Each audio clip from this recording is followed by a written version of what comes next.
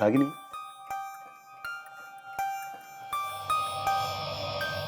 तुम्हें मेरे साथ क्लाइंट मीटिंग के लिए चलना चाहिए। काम फास्टर सीखोगी, ऑफिस के लिए और हमारे फ्यूचर के लिए अच्छा रहेगा। सर, जब मैं फील करूंगी कि मैं रेडी हूँ क्लाइंट मीटिंग्स के लिए, तब मैं ज़रूर चलूंगी। एक क्लाइंट के साथ लंच मीटिंग है आज। Thank you sir, but no sir, मैं इस वक्त कंफर्टेबल फील नहीं कर रही हूँ, प्लीज़।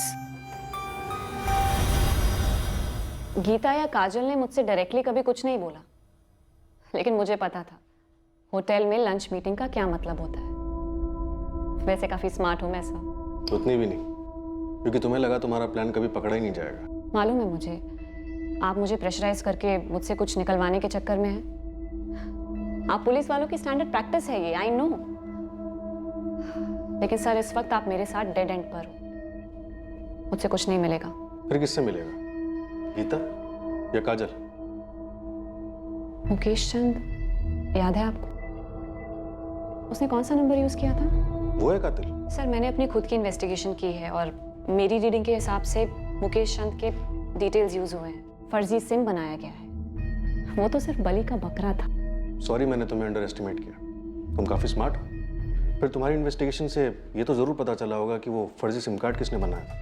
मेरी झूठी तारीफ झूठी आवाज में कर रहे हो सर। रागिनी, उस आदमी का नाम दो। दे तो दूंगी, पर आप यकीन नहीं कर पाओगे। लेकिन करना ना करना वो हम पे छोड़ दो। आप ये क्या कह रहे, मेरी कुछ समझ में नहीं आ रहा है। विवेक ने क्या तोड़ा? दिल, वादा या भरोसा? क्या गलत किया था विवेक ने तुम्हारे साथ? ये कैसा सवाल है सर? मैं उनकी एम्प्लॉय थी, वो मेरे बॉस थे और मैं बहुत मेहनत करती थी सर, बस इतना ही है। तो फिर किसके साथ गलत किया ऑफिस में? अफेयर करके किसे छोड़ दिया? सर, मुझे कैसे पता होगा? मैं अपने काम से काम रखती थी। काजल चौहान ने विवेक सर को मारने का प्लान बनाया था। पहले तुम गीता आशीष कह रही थी। सर, गीता आशीष गलत कैलकुलेशंस थे। गलत कैलकुलेशन क्यों कहोगी? सर, मैं गलत संभावना पकड़ के चल रही थी। होती है गलती 2 और 2 4 में, पर एक काजल के साथ कोई गलती नहीं हो सकती सर। मैंने काफी क्लोजली ऑब्जर्व किया है उसे सर। और क्या कैलकुलेशन की? सर, हमारे क्लाइंट हैं पूजा अपैरल्स। काजल उनका अकाउंट हैंडल करती है। जानते हैं? आगे? पूजा अपैरल से हैं आदित्य सिंह। आदित्य सिंह का क्या कनेक्शन है विवेक के मर्डर से? उन दोनों का अफेयर चल रहा है सर। तुम फिर गेम खेल रही हो खुद को बचाने के लिए? सर, मैं कोई गेम नहीं खेल रही, और जब मैंने कुछ किया ही नहीं तो खुद को क्यों बचाऊं? सर, मैं आपकी सिर्फ हेल्प कर रही हूँ। जब आपका खबरी मेरा पीछा कर रहा था, तब मैं इस काजल को फॉलो कर रही थी।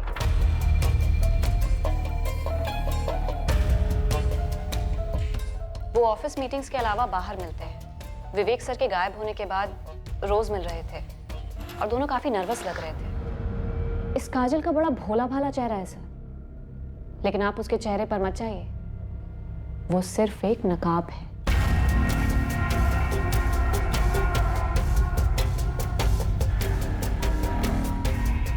उस नकाब के पीछे एक चालाक प्लेयर छिपी हुई है। कैसी player? Game of love sir. वो विवेक सर के साथ भी अक्सर बाहर जाती थी, कहने को मीटिंग्स, पर असलियत तो सिर्फ वो दोनों जाने। काजल, चलो जल्दी, हम लेट हो रहे हैं।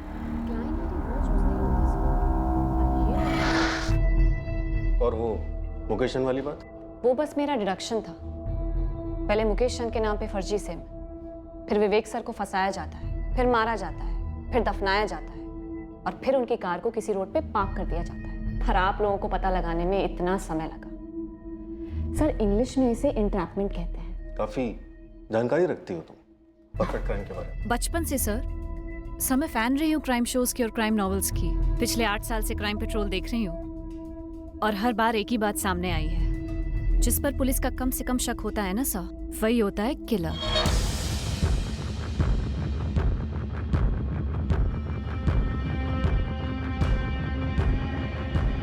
अभी भी संदिग्धों का फुटबॉल पास चल रहा है, लेकिन कोई गोल नजर नहीं आ रहा। और ये गोल जरूर किसी ऑफिस वाले ने स्कोर किया है। रागिनी ने मुकेश चंद का नाम लिया था।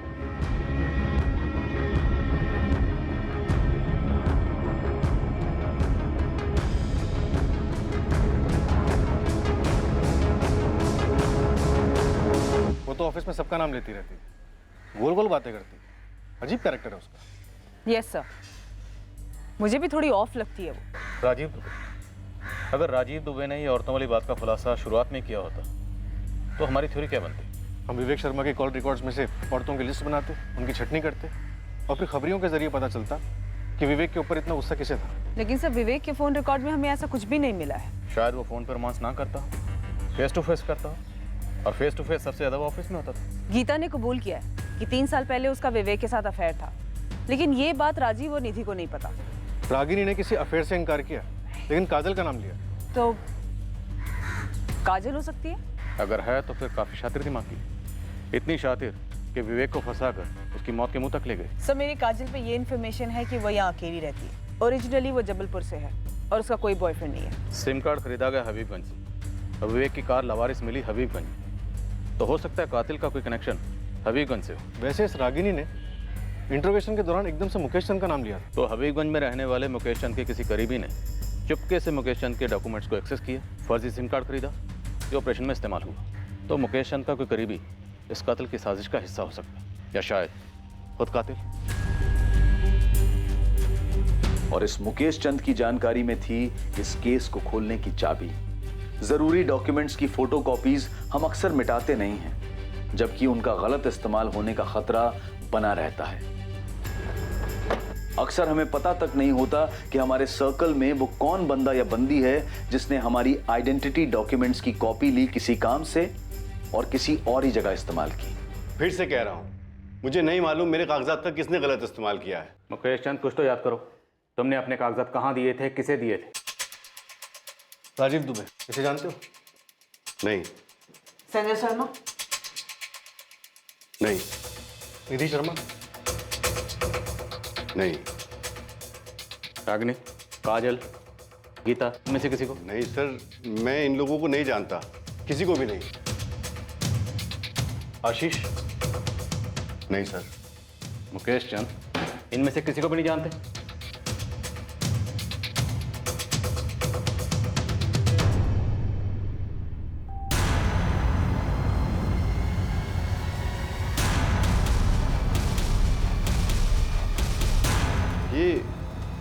ये तो आदित्य है सर, मेरा पड़ोसी है।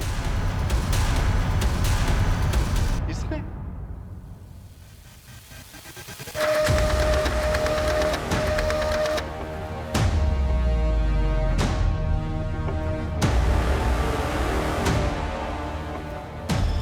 सर, इस रागिनी ने तुक्के में मुकेश चंद का नाम उछाला था और हमने कैच कर लिया। इस आदित्य कोई पार्टनर, कोई साथीदार? सर एक नाम है, नीलेश कुमार। लिस्ट में से कॉल्स कई बार आते जाते रहे। इतना ही नहीं सर, कत्ल वाले दिन दोनों की फोन लोकेशंस उस फर्जी सिम कार्ड वाले फोन से मैच हुई।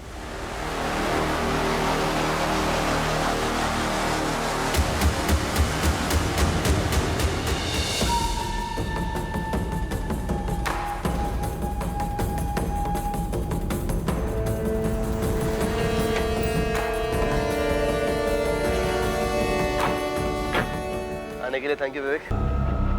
मिला क्या? इसमें कुछ भी नहीं है यार। अरे देख उसके पर्सनल फोल्डर्स में देख, यहाँ पे भी नहीं है। अरे होगा अंदर, देख अच्छे से छान कर।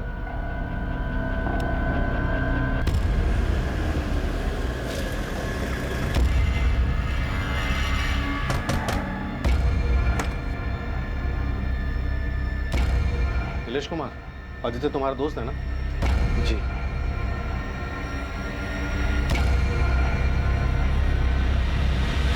आओ आदित्य, बैठो। क्यों लाया गया मुझे यहाँ? बैठो। पहले बताओ। ओए, बैठ। अरे सर आप पूछिए ना जो पूछना है। चल बैठ। बैठ।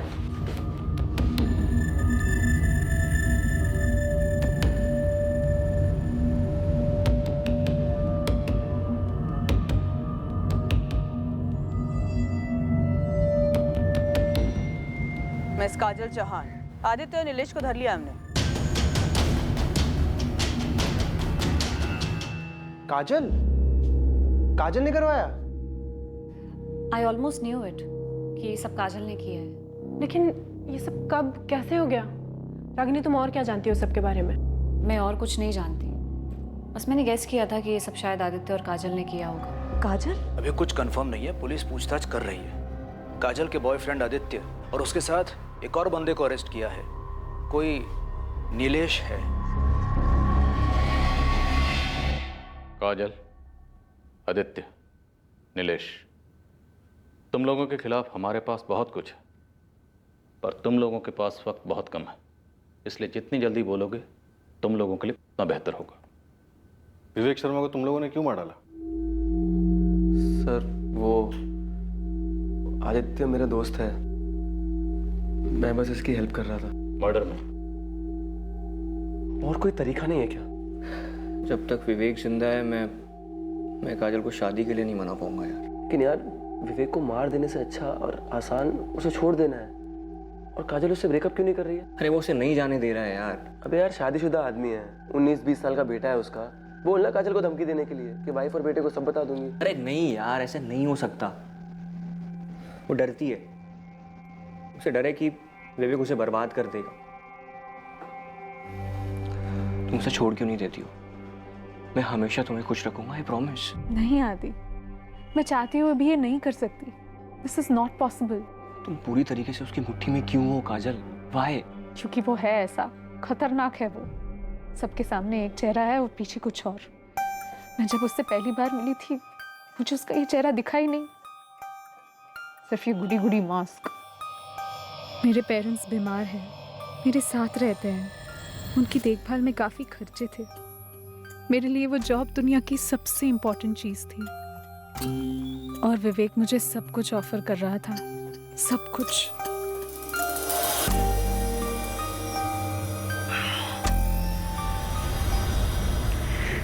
विवेक, तुम शादीशुदा हो। मेरी शादी बेमतलब की है, तुम जानती हो। 19 साल का बेटा है तुम्हारा। तो मेरी अपनी जिंदगी है, तुम्हारी भी तो है। ये सीरियस हो सकता है। होने तो किसी को पता लग सकता है। किसी को कुछ पता नहीं चलेगा, ये सब हम दोनों के बीच में ही रहेगा, प्रॉमिस। मैं रिलेशनशिप में बंध गई थी विवेक के साथ। मुझे कोई आइडिया नहीं था हमारा रिश्ता कहाँ जा रहा है।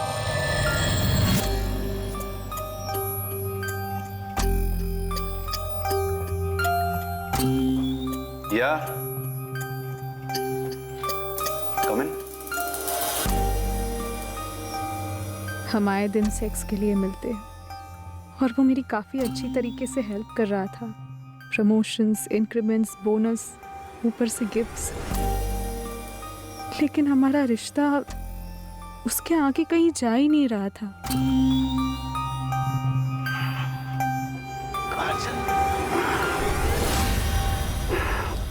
विवेक, मुझसे शादी करोगे? तुम जानती हो मैं शादीशुदा हूँ।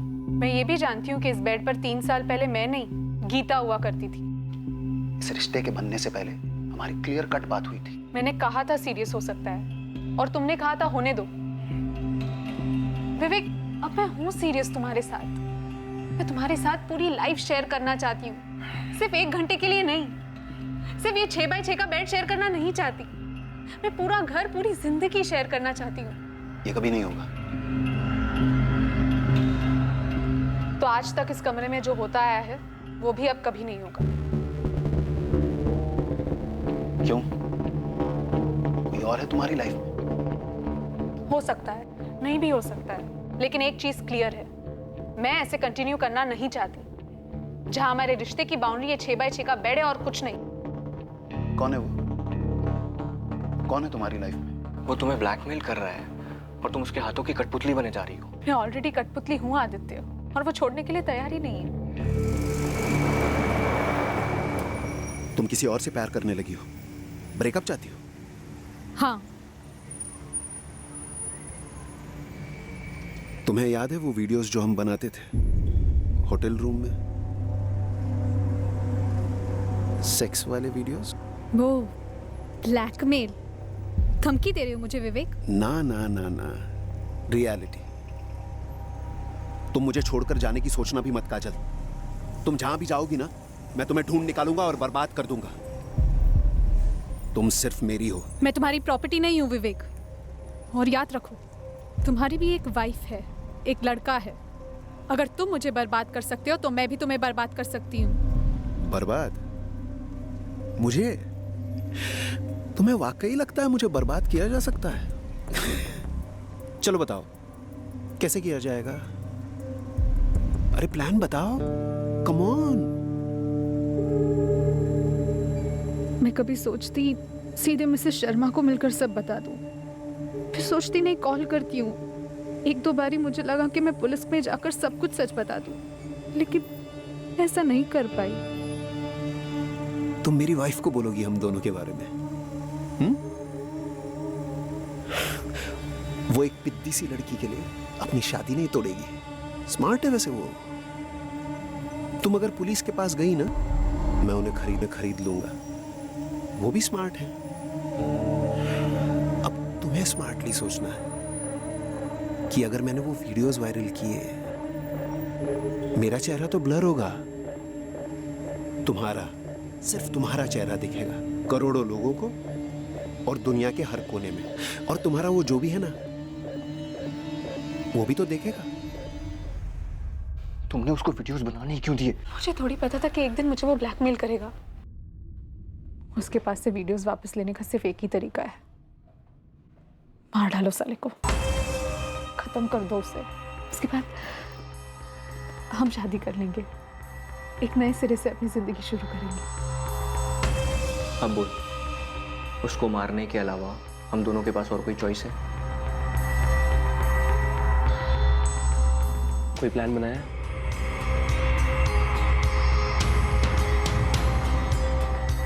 सबसे पहले हमें विवेक को फंसाना होगा।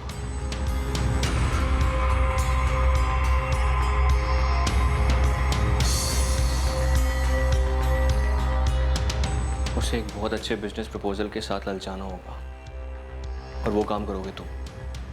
और एक बार वो पूरी तरीके से इस प्रोजेक्ट में घुस गया, मार देंगे। वो खेत जहाँ पे तुमने विवेक को दफनाया, कैसे हाथ लगा तुम्हारे? सर वो मैंने दिलवाया था। विवेक के मोबाइल पर वो वीडियोस मिले तुम लोगों को?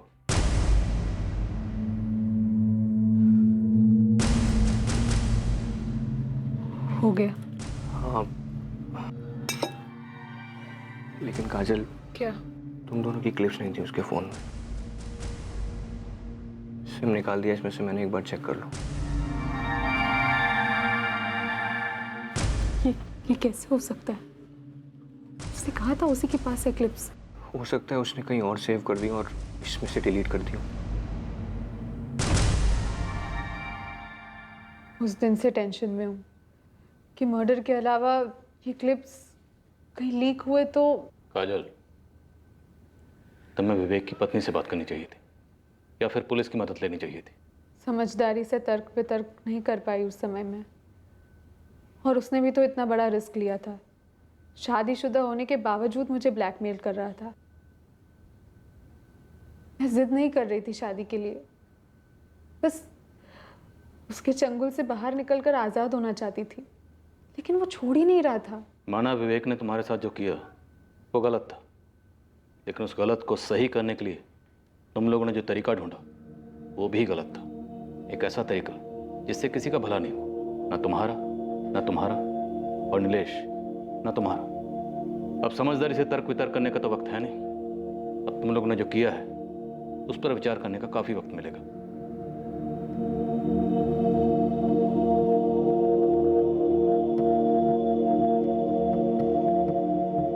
आदित्य सिंह, नीलेश कुमार और काजल चौहान पर आईपीसी की धारा 302 के तहत कत्ल के लिए और धारा 34 के तहत कॉमन इंटेंशन के चार्जेस लगाए गए हैं। विवेक की पत्नी यकीन ही नहीं कर पा रही है कि उसके पति का एक ऐसा चेहरा भी था जिसकी झलक तक उसे कभी नहीं दिखी।